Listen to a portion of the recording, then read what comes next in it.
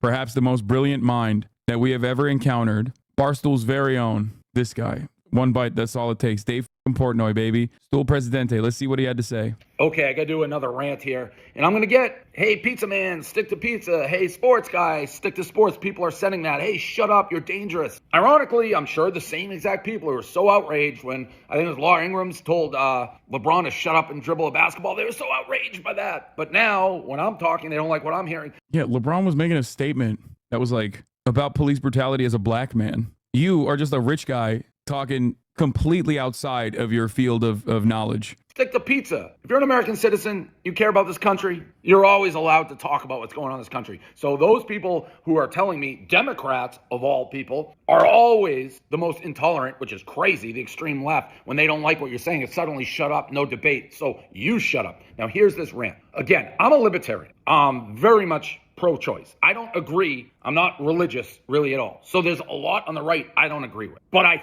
fucking hate the left. And they are reminding me why I cannot vote for them. And I cannot vote for Kamala because not even that they're trotting out Kamala now and they whacked Joe Biden just like I said they were gonna. They trotted him out for the debate. The fact that they've hid for years that he was a head of lettuce from the American public. It's not that they go and say, hey, all these videos that the American people see of Joe Biden literally having a dementia moment and being out of it, deep fakes, not real. And then they just reverse course and literally force him to resign by threats. Who knows what they said to him behind doors or what package they came. I don't get it. Don't you think that that's a good thing? You can't have both of those positions in your same brain. You can't be like, no, the Democrats lied to the American public about how demented Joe is, but also they really fucked him over by making him drop out of the race. Like, what?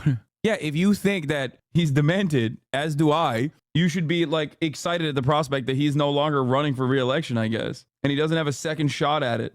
With Pelosi, Obama, Clooney, all pushing this old man down a flight of stairs. Forget all that. They did it fine. They hijacked democracy. No other way to say it. You know, Kamala, newsflash, ran for president in 2020. You know how many votes she got? Zero. She was so disliked and such a bad candidate, she didn't make it to the first fucking primary. And I guess she's never going to have to get a real vote because she's been handpicked on purpose by the people who have been running Joe for the last 2 or 3 years. Now they're going to try to run her and trot her out. It's disgusting. It's a hijacking of democracy. They knew Joe wasn't fit before and they waited. Fine. So wait, they hijacked democracy by like lying to Americans that Joe Biden was demented. I agree. But now they're hijacking democracy again by swapping the demented guy out. Like I don't.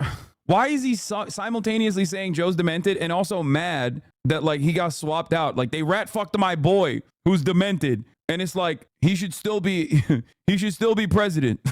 Like they didn't have a real primary. Okay, that's it. They didn't have a real primary. It would have been much better if they did, but they didn't want to do it because Joe was kind of demented.